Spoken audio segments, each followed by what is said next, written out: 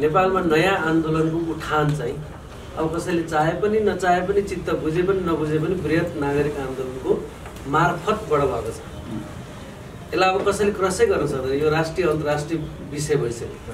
त्यसकारण त्यसमा हामी छलफल गर्दैछौँ भने हामीले ऐतिहासिक रूपमा एउटा नयाँ समाजमा आइरहेको एउटा नयाँ प्रवाहमा हामी भाग लिइसक्यौँ। त्यसकारण यो महत्त्वपूर्ण आजको छलफल हो भन्ने मलाई लागेको छ। जहाँसम्म हाम्रा सवालहरू छन्, मलाई कस्तो लाग्छ भने हामी एउटा अत्यन्त संसारैभरि, यहाँ मात्रै होइन संसारैभरि एउटा निराशा र अविश्वासको फेजमा छौँ। हामीलाई केही कुरामा पनि विश्वास लाग्दैन, साइन्स एन्ड टेक्नोलोजी विश्वास लाग्दैन, त्यसले के गर्छ भन्ने छ होइन। अब तपाईँको सोसल मिडिया रात दिन चलाउँछौँ तर विश्वास लाग्दैन, कसले त्यहाँबाट के खिचेर के निकालिदिने हो थाहै छैन, कोसँग च्याट गरेको छ भरे त्यही स्क्रिनसट कता निस्किने हो ठेगान हुँदैन, केही कुरामा विश्वास छैन। राजनीतिक दल हामीलाई विश्वास लाग्दैन, राज्य सत्ता हामीलाई विश्वास लाग्दैन, हाम्रै अगुवाहरू हामीलाई विश्वास लाग्दैन, हाम्रै घेदुङलाई पनि हामीलाई विश्वास लाग्दैन, कसैप्रति पनि विश्वास नलाग्ने यो एउटा दर्दनाक अविश्वासको समय हो आजको। यहाँ मात्रै होइन, अमेरिकामा पनि त्यही हो। अमेरिकामा ट्रम्पले जे गरेर अहिले भर्खर विदाई त भए तर एउटा भयङ्कर विग्रहको बिउ रोपेर विदाई भएको छ। सजिलो कुरा छैन, अमेरिका अब सम्हालिन गाह्रो छ। युरोपमा त्यस्तै छ, संसारैभरि एउटा अविश्वासको लहर छ।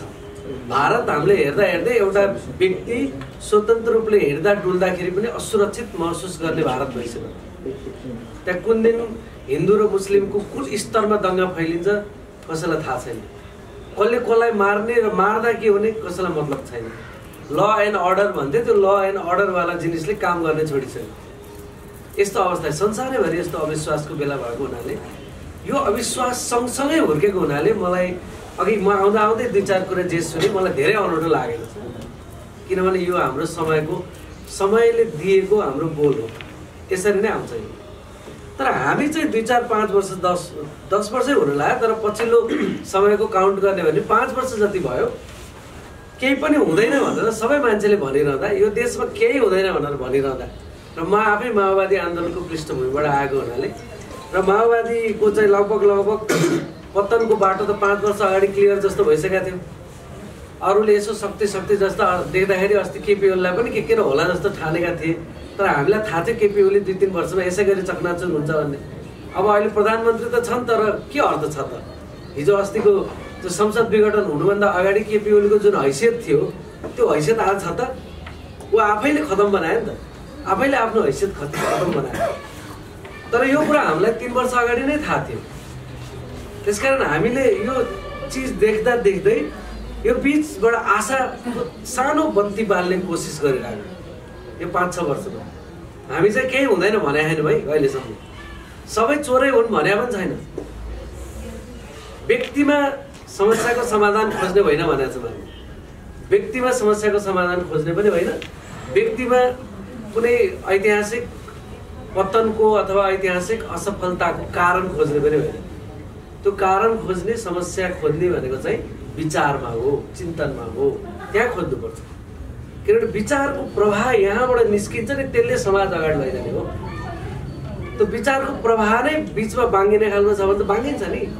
मान्छे जतिसुकै विद्वान भए पनि बाङ्गिन्छ, जतिसुकै शक्तिशाली भए पनि बाङ्गिन्छ, त्यो सिद्धिहाल्छ। त्यही भएर विचारमा खोज्नुपर्छ भनेर हामी पछिल्लो 5 वर्षदेखि कोसिस गरिरहेको छौँ।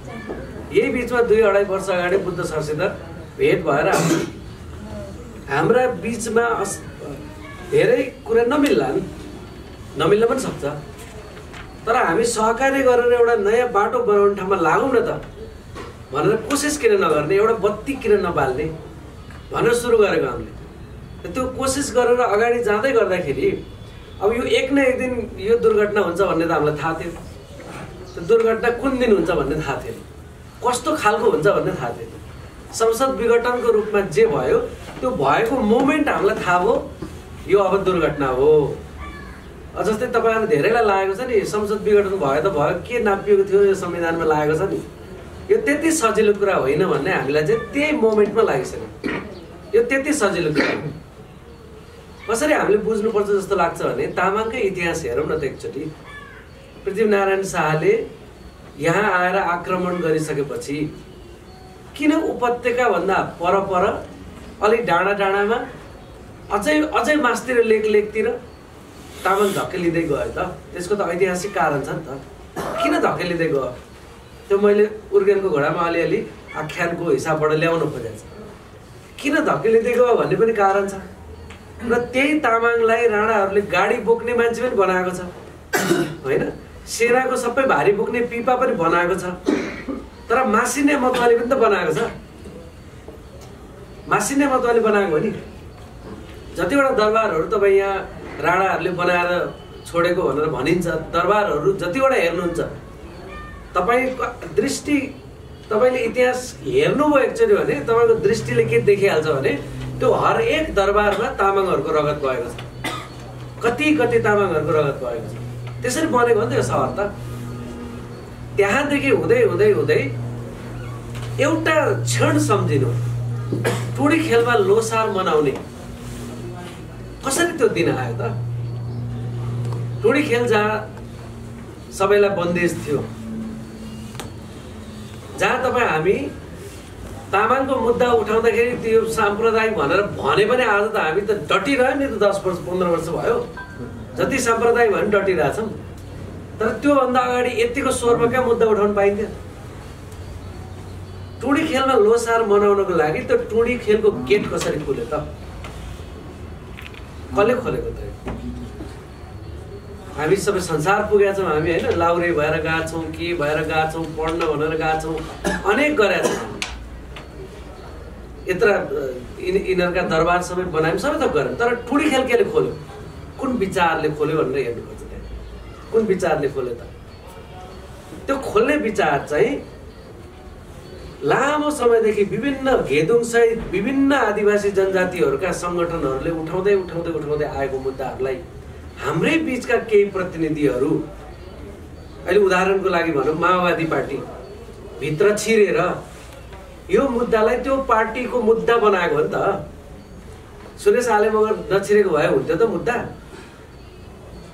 अनि त्यो माओवादी भित्र 101 तामाङहरू गएर युद्धको नेतृत्व गरेर लडेर रगत बगाएर तपाईँको चाहिँ 62-63 को आन्दोलनको उभार लिएर आएर काठमाडौँको रिङ रोड घेर्न को आएको हो त? तामाङ आएको होइन त गाउँबाट।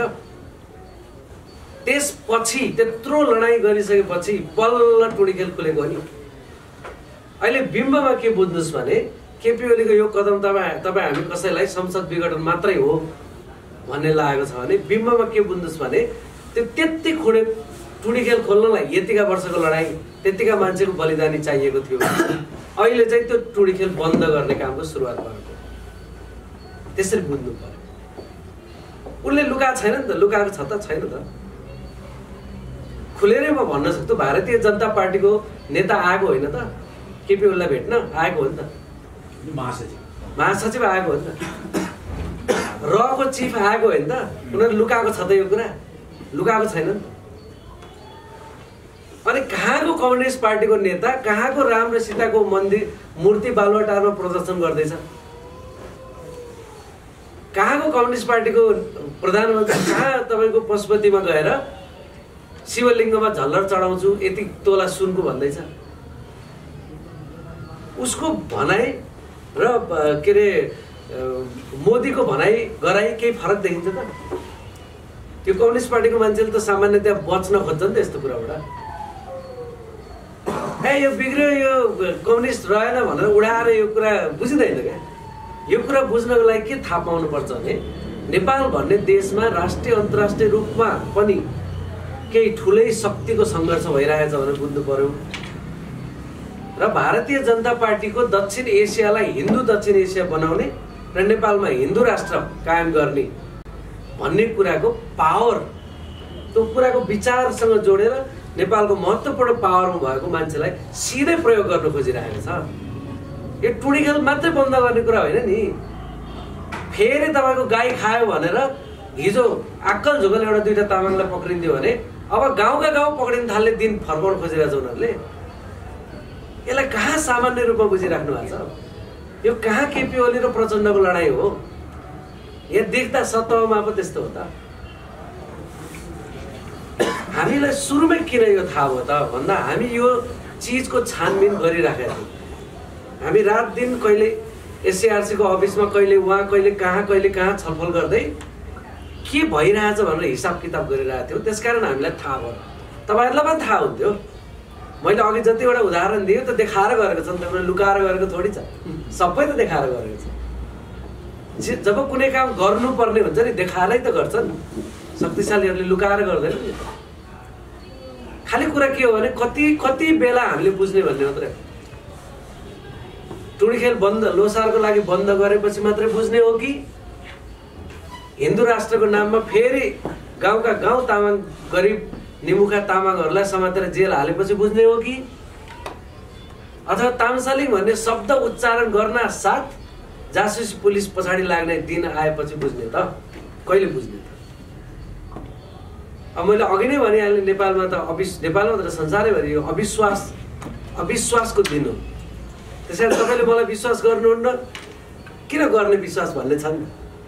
मैले तपाईँलाई नगर्ने भए, तपाईँले मलाई नगर्ने भए फाइदा कसलाई हुन्थ्यो त? तपाईँ हामी कसैले कसैलाई विश्वास नगर्नु, फाइदा कसलाई हुन्छ होइन? त्यही भएर कुरा चाहिँ विचारमा लगेर टुङ्ग्याउनु पर्छ भन्ने लाग्छ है मलाई। प्रविधि साना प्राविधिक कुरामा लगेर टुङ्ग्याउनु खोज्यो भने कुनै पनि चिज छिरो पार्नु हुँदैन। विचारमा लगेर टुङ्ग्याउनु पर्यो कुरोलाई र विचारको प्रवाहलाई अगाडि बढाउनु पर्यो। अहिले नागरिक आन्दोलनको फोरमभित्र यस्ता दर्जनौं बहसहरू भएको छ। पहिलाको नागरिक आन्दोलनमा यस्तो हुँदैन थियो। केही मान्छे 2-4-10 जना मान्छे बसेर आन्दोलन गर्ने भनेर भन्थे अनि उनीहरू आन्दोलनमा जान्थे सिधै। एजेन्डा लगभग सिधा थियो त्यति बेलाको। ज्ञानेन्द्रले खाइदिएको लोकतन्त्रलाई फिर्ता ल्याउने अनि युद्धरत माओवादीलाई शान्ति प्रक्रियामा ल्याएर युद्धलाई टुङ्ग्याउने, यति दुईटा सिधा कुरा थियो। अरू बाँकी कुरा जति छन् नि 62-63 को आन्दोलन पछाडि जे कुरा संस्थागत गर्न खोजियो र त्यहीँबाट प्रतिगमन सुरु भयो। भन्छ नि हामीलाई जातिवादीको आरोप लगाउँछ, तपाईँहरूलाई मात्रै होइन मलाई पनि लगाउँछ। त्यो जातिवादीको आरोप लगाउने विचारले जित्न थालेको भएर आरोप आएको हो नि त बलियो भएर। 63 को अन्तरिम संविधान बनाउने बेलामा कहाँ थियो त त्यो आरोपै नभएको त होइन नि। त्यो आरोप त पञ्चायत कालभरि थियो त। तर 63 को अन्तरिम संविधान बनाउने बेलामा पहिलो संविधान सभा बहस हुने बेलामा यो आरोप मत्थर थियो।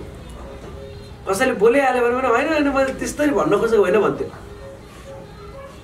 तर पहिलो संविधान सभा विघटन हुने बित्तिकै सबभन्दा ठुलो स्वरमा त्यही आवाज आयो, यो जातिवादी हो, यो विखण्डनकारी हो, यो यस्तो हो, यो उस्तो हो, यो कुरा गर्नु हुँदैन, यो देश भड्कालमा जान्छ, इथियोपिया कि के भन्छन् होइन, त्यस्तो हुन्छ उस्तो हुन्छ, यस्तो अनेक आयो। त्यो चिजलाई हामीले चिर्न सक्यौँ त? सकेनौँ नि। त्यो चिजलाई चिर्नु पर्थ्यो नि त, हामीले सकेनौँ नि। हामी त हारेको हो नि त्यो मामलामा। विचारको लडाइँ त हामीले हारेको हो नि। किन हार्यौँ त? किनभने हाम्रै बिचमा एक अर्काप्रति विश्वास भयो। कारण छ, धेरै छ। त्यत्रो जनयुद्ध थियो, मान्छे प्राण आहुति दिने लेभलको विश्वास थियो नि त। त्यो विश्वास धर्मराएपछि अरू सानातिना विश्वास त स्वतः धर्मराउने भयो। इतिहासको त प्रभाव फेरि त्यसरी बन्छ नि त। अहिले छोराछोरीले बाबाआमाले विश्वास नगर्ने, श्रीमान श्रीमतीको बिचमा विश्वास नहुने दिन हो नि त यो त। मैले अघि नै भनिहालेँ, महान अविश्वासको एजमा बाँचेर छ। त्यही भएर विश्वास हुँदैन। तर हाम्रो कामै के हो आजको दिनमा भने विश्वास बनाउने नै हाम्रो काम हो। सबभन्दा महत्त्वपूर्ण कामै विश्वास बनाउनु।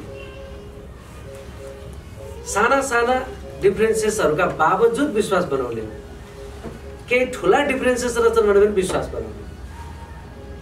आजको नागरिक आन्दोलनको फोरममा आदिवासी जनजातिको मुद्दा सबभन्दा स्ट्रङ छ, मधेसीको मुद्दा सबभन्दा स्ट्रङ छ, थारूको मुद्दा सबभन्दा स्ट्रङ छ, तपाईँको सम्पदाहरू मास्न हुँदैन भन्ने मुद्दा सबभन्दा स्ट्रङ छ, आदिवासीहरूको भूमिको सुरक्षा हुनुपर्छ भन्ने कुरा स्ट्रङ छ, समृद्धिका नाममा जथाभावी डोजर चलाएर सबै प्रकृति विनाश गरिदिने, भोलिको पुस्ताको लागि टेक्ने समाउने, हागै बाँकी नराख्ने यो कुरा गलत छ भन्ने कुरामा त्यहाँ बहस भएको छ।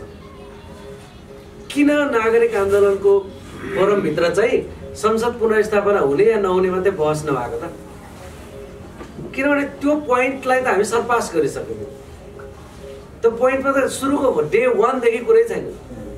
डे 1 देखि हाम्रो कुरा के हो भने संसद विघटन भनेको चाहिँ 10 वर्षदेखि प्रतिगमनको लिग चरणको खेल भइरहेको। संसद विघटन भनेको फाइनल खेल हो। फाइनल खेल सुरु भयो, सुरु नै भएको हो, सकिएको छैन नि त।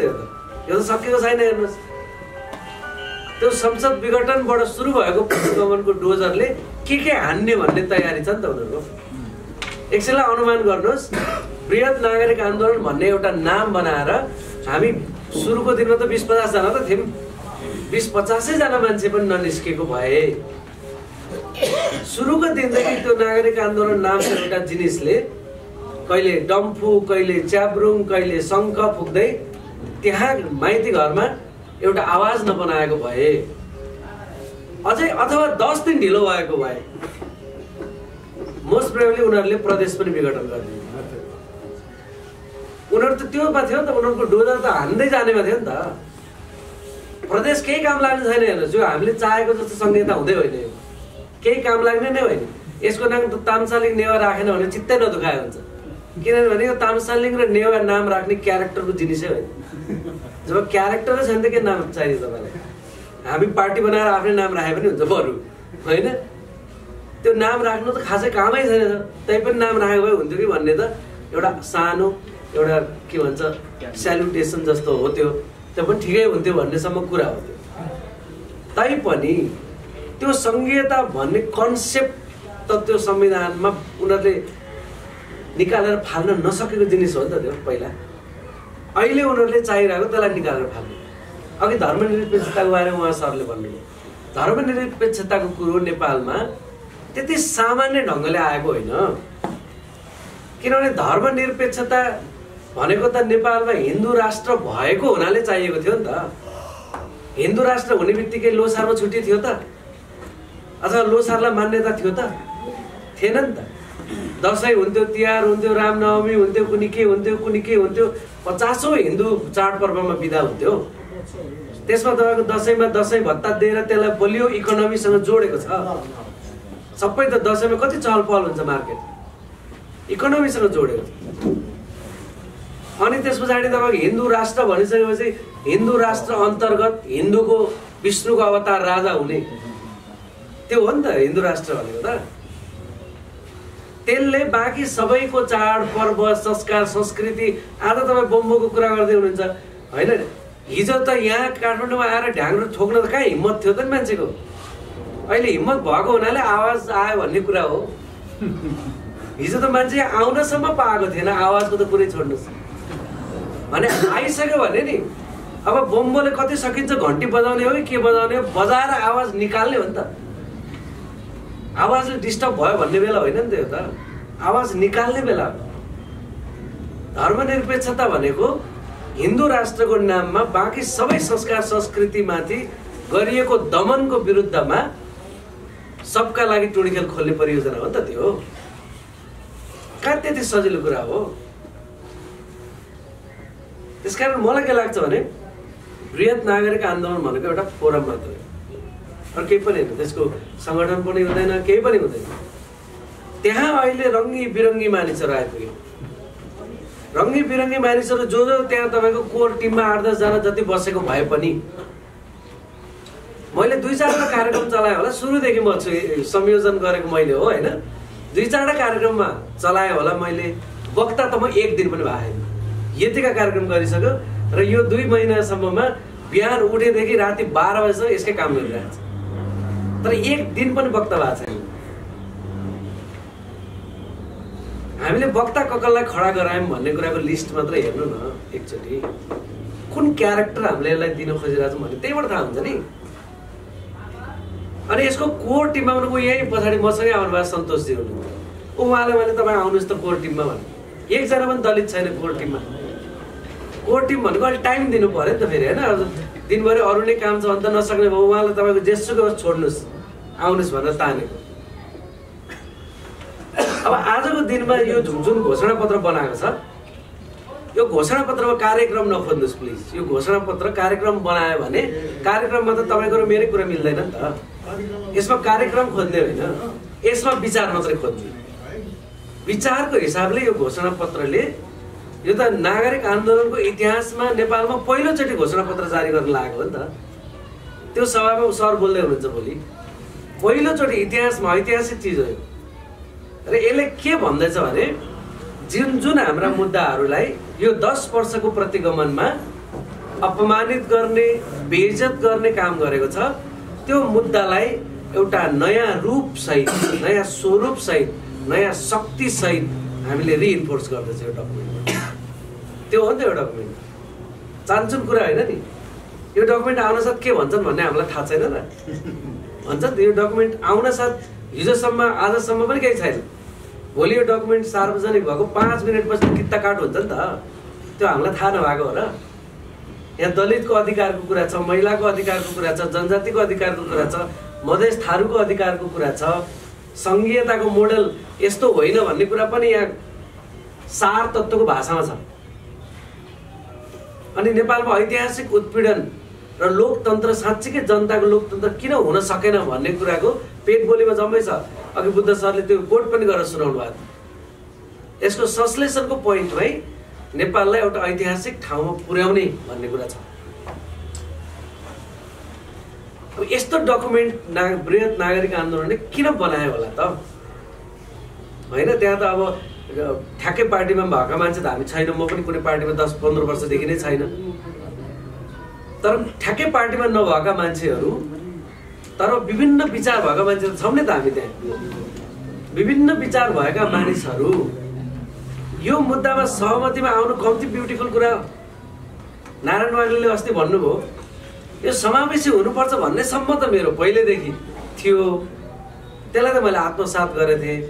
तर सङ्घीयता लगायतको स्ट्रक्चरमा चाहिँ यो आदिवासी जनजाति लगायतको चाहिँ त्यसमा रिफ्लेक्सन हुनुपर्छ भन्ने कुरामा चाहिँ मेरो बुझाइ थिएन।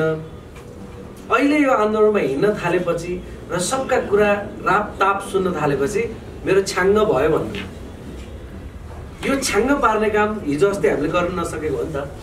नारायण वाग्ले जतिको लामो समय पत्रकारिता गरेको मान्छेलाई पनि छ्याङ्ग त पार्न सकेको रहेन। भनेपछि बृहत नागरिक आन्दोलनको फोरमबाट अब विभिन्न विचारमा आस्था राख्ने मान्छेहरू सहित एउटा बलियो आन्दोलनको विचार मात्रै यसले बोक्ने हो। आन्दोलनको विचारको प्रभाव गर्ने यसले त्यति हो गर्ने। यससँग स्ट्रक्चर छैन, यससँग यो पार्टी होइन, केही पनि होइन। यसमा लागेका मान्छे यो पार्टी भएको भए पो के हुन्छ त होइन? यसमा लागेका मान्छे सधैँभरि खल्तीको पैसा खर्च गरेर के गरेर होइन, दौडाधुप गरेर सबै काम धन्दा छोडेर 24 घण्टा सधैँ त लागिरहन सक्दैन। कोही मान्छे लाग्न सकेन भने कोही मान्छे लाग्ने गरिकन बनाउने हो अब यो। त्यसकारण त्यहाँ नारायण वाग्ले चाहिँ अब म किताब लेख्न जान्छु म त सक्दिनँ सधैँ भनेको दिन तपाईँहरूमध्ये कोही हुनु पर्यो त्यहाँ।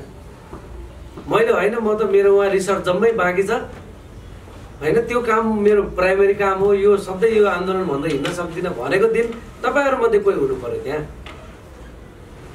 यो त यिनीहरू र हामीहरू भन्ने छोडिदिनुहोस्। यस्तो फोरम बनिसक्यो, यसलाई अब तपाईँले कसरी आफ्नो बनाउने भन्ने मात्रै हो। कसरी आफ्नो बनाउने भनेको कसरी आफ्नो विचारद्वारा पनि आफ्नो बनाउने, आफ्नो उपस्थितिद्वारा पनि आफ्नो बनाउने भन्ने। त्यसकारण दुईटा कुरामा प्रश्न हुनुपर्छ भन्ने लाग्छ। एउटा, आज जे भइरहेको छ त्यो सामान्य कुरा होइन। यसमा चाहिँ तपाईँहरू मैले लेखेर दिनुपर्छ भने दिन्छु। यो हामीले लामो समयदेखि अध्ययन गर्दै गर्दै गर्दै जाँदा यिनीहरू कहाँ पुग्छन् भनेर देखिसकेको कुरा हो। यो डेन्जरस प्रतिगमन हो। यसले पुरै समाजलाई उल्टो दिशामा हिँडाउन उसको शक्तिले सक्यो भने त कहाँ कहाँ पुर्याउँछ। त्यो त हामीले अहिले उसको टेम्परामेन्ट, उसको मुड, उसको प्रवाहलाई हामीले ब्रेक लगाइदियौँ हेर्नुहोस् बृहत नागरिक आन्दोलनको नामबाट। किनभने अहिले बृहत नागरिक आन्दोलनले महिला मार्च आयोजना गर्दाखेरि 50वटा चाहिँ ब्यानरमा महिलाहरूको त्यत्रो ठुलो सहभागिता स्वतःस्फूर्त हो। हामीले एउटा अपिल जारी गरेको, त्यो अपिललाई कसले लिएर हिँड्यो हामीलाई थाहै छैन। अहिले हामी भोलि टुडी खेल मार्च भन्दैछौँ, त्यो टुडी खेललाई क्लेम गर्ने हो नि त। त्यो टुडी खेल जनताको हो नि त आर्मीले सलामी मलामी गुलामी गर्ने ठाउँ हो, त्यो जनताको ठाउँ हो। जनताको लोकतन्त्र क्लेम गर्ने, जनताको सबै अधिकार भएको, बराबरी हक भएको लोकतन्त्र क्लेम गर्ने, त्यसका लागि त्यो ठाउँलाई पनि सिम्बोलिकली क्लेम गर्ने। त्यो ठाउँै पाएर त के भन्ने हो र सिम्बोलिकली त्यसलाई क्लेम गर्ने भन्ने।